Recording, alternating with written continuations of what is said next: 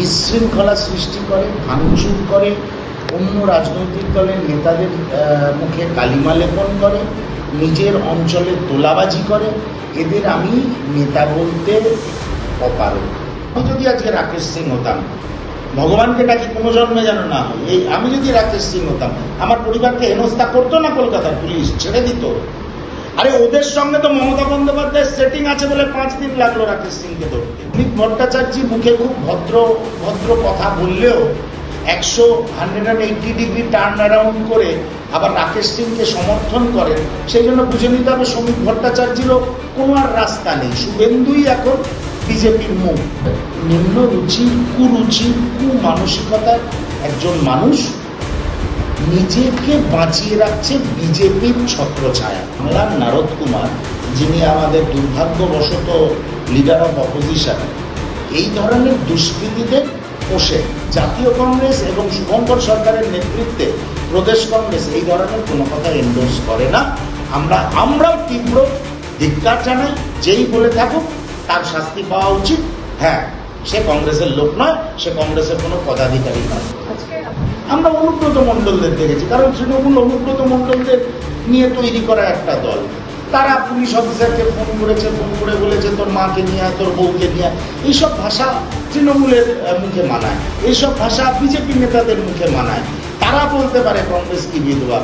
BJP নেতা রাকেশ সিং 5 দিনের মাথায় কি বলবে? 5 দিন লাগলো কেন, আমার এটা প্রথম প্রশ্ন।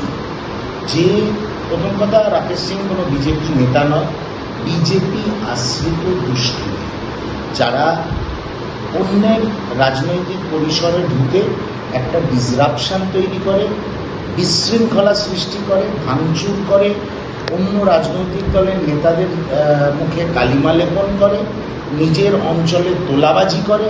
এদের আমি নেতা বলতে অপারগ, ক্ষমা করবেন। দ্বিতীয় কথা, এই বিজেপি আশ্রিত রাকেশ সিংকে 5 দিন কেন লাগলো? আমরা পরশুদিনও দেখেছি, পরশুদিন কি তার আগের দিন আকাশবাণী কলকাতার সামনে দাঁড়িয়ে কোনো একটি সংবাদ মাধ্যমকে রাকেশ সিং বাইক দিচ্ছে এবং বলছে আমি তো কলকাতা শহরেই আছি, দেখুন আমার পাশ দিয়ে পুলিশের গাড়ি যাচ্ছে। আপনারাও দেখেছেন, আমিও দেখেছি। যে কলকাতা পুলিশ বিরোধীদের আন্দোলনকে ব্যর্থ করতে এত প্রোঅ্যাক্টিভ, ওই চাকরিহারারা যখন মিছিল মিটিং করে সঙ্গে সঙ্গে জলকামান এসে যায়, তাদের মারধর করা হয়। অভয়ার মা শুনেছি অভিযুক্ত পুলিশ তারা আক্রান্ত হয়েছে মিছিল করতে গিয়ে, বা কোনো প্রফেসর বা কোনো প্রশাসনিক লোক যদি মুখ্যমন্ত্রীর দিকে আঙুল তোলেন, সঙ্গে সঙ্গে পুলিশ প্রোঅ্যাক্টিভ হয়ে তাদের ফলস কেস দিয়ে 24 ঘন্টার মধ্যে ঘটে যায়। কিন্তু কংগ্রেস দপ্তরে একটা দুষ্কৃতী এসে তাণ্ডব করলো, তাকে ধরতে কলকাতা পুলিশের 5 দিন লাগলো কেন?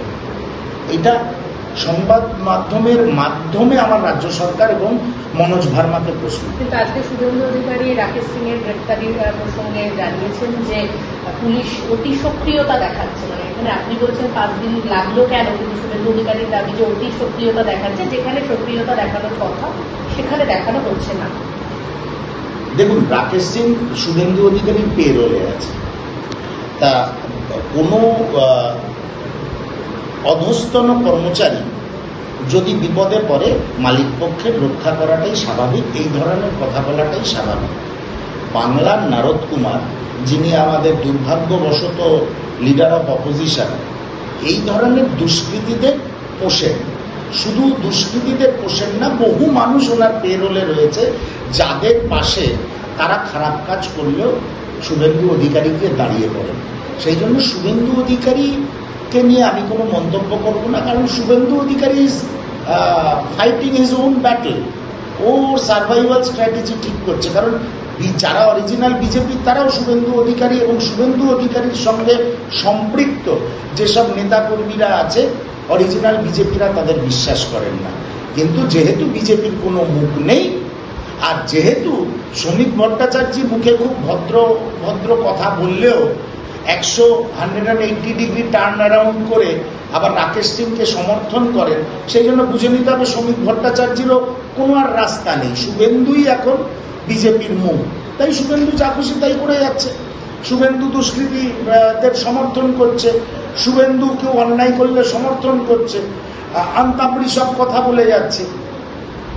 এই শুভেন্দুই না বলেছিল গত বছর রাহুল গান্ধী সম্বন্ধে একটা কুৎসিত ভাষা, আপনারা সেই ভাষাটা আপনাদের সামনে আমি বলতে পারবো না, নিম্ন রুচির কুরুচির কুমানসিকতার একজন মানুষ নিজেকে বাঁচিয়ে রাখছে বিজেপির ছত্রছায়া, আর এই আনরুলি এলিমেন্টগুলোকে, এই দুষ্কৃতিগুলোকে শুভেন্দু অধিকারী এসে প্রোটেকশন দিচ্ছে। শুভেন্দু অধিকারীর আরো দাবি যে তার পরিবারকে, মানে রাকেশ সিং এর পরিবারকে হেনস্থা করা হচ্ছে, এটা কি কতটা যৌক্তিক মনে করেন? ঠিক করা হয়েছে, কানটা নিয়ে তো মাথায় আছে। আজকে যদি আমি এই ঘটনা আমার সঙ্গে ঘটতো, আমি যদি আজকে রাকেশ সিং হতাম, ভগবানকে ডাকি কোনো জন্মে যেন না হয়, এই আমি যদি রাকেশ সিং হতাম, আমার পরিবারকে হেনস্থা করতো না কলকাতার পুলিশ, ছেড়ে দিত। আরে ওদের সঙ্গে তো মমতা বন্দ্যোপাধ্যায়ের সেটিং আছে বলে 5 দিন লাগলো রাকেশ সিংকে ধরতে। পাবলিকের চাপে একটা জনরোষ ধীরে ধীরে মমতা বন্দ্যোপাধ্যায় বুঝতে পারছিল তৈরি হচ্ছে, সংবাদ মাধ্যমের একটা চাপ তৈরি হচ্ছে, তাই অ্যারেস্ট হয়েছে আলটিমেটলি রাকেশ সিং। তাহলে এটা ধামাচাপা পড়ে যেত, ওর ছেলের যেসব ধারা আছে 1 সপ্তাহ 2 সপ্তাহের মধ্যে বেল হয়ে যেত, রাকেশ সিং পরে ঠিক অঞ্চলে ফিরে চলে আসতো। বহু টাকা, বড় তোলাবাজ, এটা বড় অ্যান্টি সোশ্যাল। আপনারা খুব শিক্ষিত মানুষ, আপনারা কেন তাদের নেতা টেতা বলেন আমি জানি না, যাই হোক। এবং এই কারণে, এবং শ্রমিক ভট্টাচার্য কথাও বলেছিল এককালে উনি কংগ্রেসের নেতা ছিলেন, উনি কোনোদিন কংগ্রেসের নেতা ছিলেন না, এবং ওনার মোডাস অপারেন্ডি কংগ্রেস যেদিন থেকে বুঝতে শুরু করলো, রাকেশ সিং এর কংগ্রেস দলের মধ্যে দমবন্ধ হতে শুরু করলো, কারণ কংগ্রেস কোনো দুষ্কৃতিকে প্রোৎসাহন দেয় না, দলের মধ্যে জায়গা দেয় না, তাই রাকেশ সিংকে কংগ্রেস ছেড়ে চলে যেতে হয়েছিল। এটা শ্রমিক ভট্টাচার্যকেও ভালো করে জানতে হবে। আমি সবার বক্তব্যকে রেফারেন্স নিয়েই আপনার উত্তরগুলো দিচ্ছি। আপনি এই যেই ঘটনার, মানে যে কথার উপর ভিত্তি করে এই ঘটনাটা রাকেশ সিং কংগ্রেস দপ্তরে হামলা করে, তো সেই কথাটা কি আপনি সমর্থন করেন?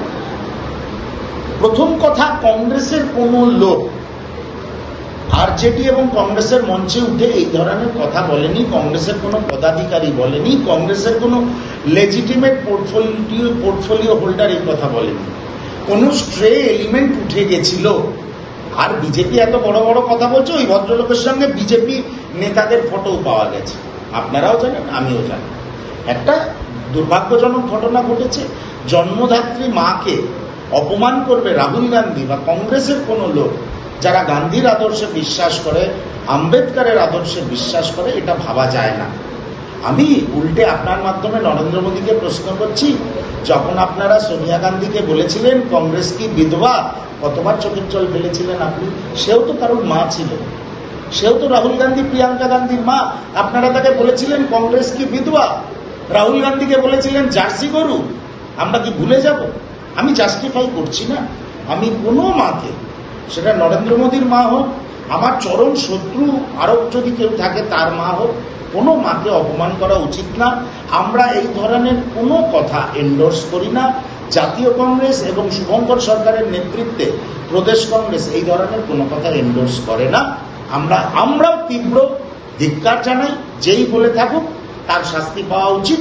হ্যাঁ, সে কংগ্রেসের লোক নয়, সে কংগ্রেসের কোনো পদাধিকারী নয়। আজকে আপনাদের দলের নেতা সচিন পাইলট, তিনিও এই কথা সমর্থন করেন না বলেই একটা বিবৃতি দিয়েছেন। খুব স্বাভাবিক, এটাই তো কংগ্রেসের আইডিওলজি। আমরা গান্ধী, বি.আর. আম্বেদকর এদের আদর্শে বিশ্বাস করি। স্বচ্ছ ভাবমূর্তি থাকবে, সাবলীল সুন্দর ভাষা প্রয়োগ করবে, তবেই সে কংগ্রেস করতে পারবে। কোনো কংগ্রেসের কর্মীকে, কারুর মা বাবা বোন ভাইকে আক্রমণ করতে আপনি কোথায় শুনেছেন? আমরা অনুব্রত মণ্ডলদের দেখেছি, কারণ তৃণমূল অনুব্রত মণ্ডলদের নিয়ে তৈরি করা একটা দল। তারা পুলিশ অফিসারকে ফোন করেছে, ফোন করে বলেছে তোর মাকে নিয়ে আয়, তোর বউকে নিয়ে আয়। এইসব ভাষা তৃণমূলের মুখে মানায়, এইসব ভাষা বিজেপি নেতাদের মুখে মানায়।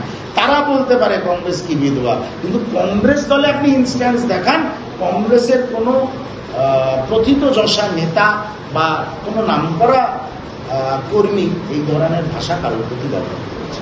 আরো ভালো ভালো খবর দেখতে সাবস্ক্রাইব করুন বাংলা হান্টির ইউটিউব চ্যানেল। বাংলা হান্টের আরো খবর দেখতে নজর রাখুন। বাংলা খবর মানেই বাংলা হান্ট।